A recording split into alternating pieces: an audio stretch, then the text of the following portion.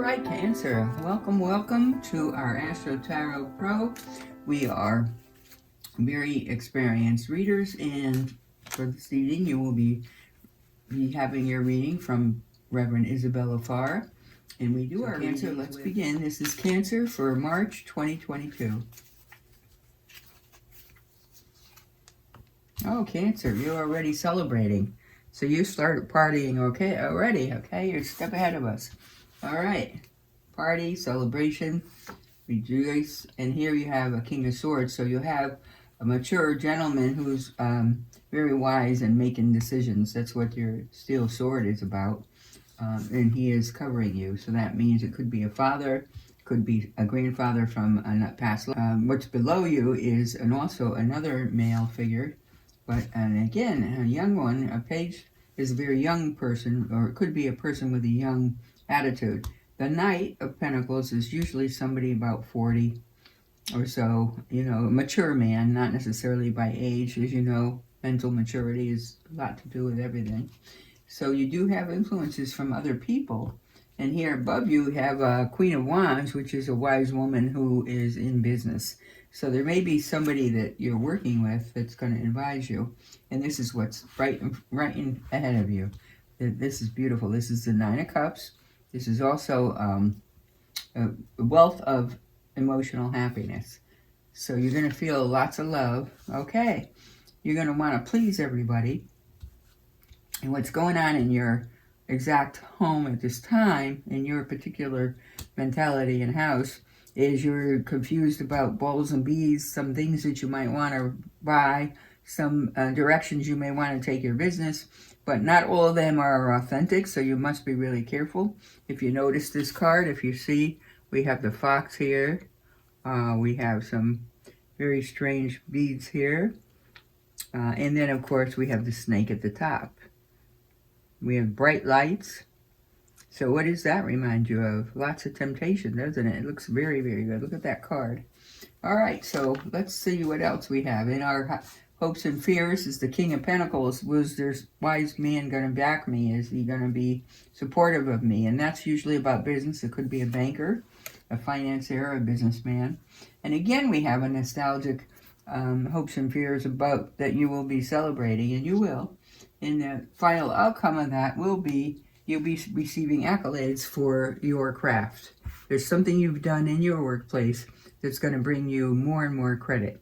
Okay, so overall, this is a very nice reading. It sounds like you have a very full family of agendas that help you, whether they're your employees or whether you work for them or they're your mentors or past relatives. It doesn't matter. They're all there to help you. And they're going to bring you to this place where this emotional fulfillment is going to carry over. So Cancer, you're a very deep water sign. You feel very deeply, and Cancer is the most loyal sign in the zodiac. But also, if you betray a Cancer, you're going to get the other side of it, which would be the most angry person in the zodiac. So while Cancer can give you loyalty and give you lots of love, they also can resent when you pull it back or you don't appreciate it. Okay, what else do we have? Just a few more here. The Emperor, another person. Justice will become you, and so temperance is what you need. So the trouble may be here that you can get impulsive. You want everything now. You want it to happen now. This is telling you temperance. Use your temperance to get through this. Justice is going to prevail, so what is due you is going to come you. So you will be getting it. But the Emperor is a wise person from the past, but it's also like a spirit guide, someone that's guiding you. It could be someone you know, it could be somebody you don't know, it could be a past relative or not. But in any case, it's a wise energy that's coming to you. So pay attention to your dreams, etc., and all of that, okay? So that is your Rider deck, Cancer, for March 2022. Now, very often, this is a generic reading, so you take with it what relates to you and what resonates, and then, of course, leave what does not. But Cancer, let's see what happens with the zodiac as we place our cards out this way, and we're going to pick from here. Our zodiac little reading what I'm always amazed at seems to complement the Rider deck, which tells me they're very good. There's Taurus energy again for you. Very, very smart. Ooh, and Venus. Taurus is also ruled by Venus and Mercury, so you get a double whammy there. Taurus people really love beautiful things, and this is about the 7th house, your house of intimacy. That's your intimate partner, so that's your love relationship, whoever that is. All right, Cancer, so let's take a look. 7th house, Taurus. You are definitely a person drawn toward beauty, but be very careful to not tempt yourself with false beauty and just outer beauty. Make sure that you get to know the person as genuine. This part of you desires beauty, success, indulgence, and valuables, so be careful how you go about getting it. And so you see the multitude of indulging there. So be very careful, but realize the 7th house is about marriage and long-term relationships, not necessarily marriage today, but paramour or your cohabitant, and very romantic and very tight family money. So 7th house is one of intimacy, and of course, as they say in the movies, the most person who can hurt you is the person that's closest to you. So because you love so much, back to the Cancer rule, because Cancer loves so deeply, if Cancer is hurt, they can also hurt deeply. So be very careful. Make your choices by wisdom. Use the Taurus energy of Mercury, but when you look towards Venus for love, make sure that it's genuine love. Look deeply. Remember, avoid the baubles. Okay? Let's do a reading for the moon sign and see how that reads.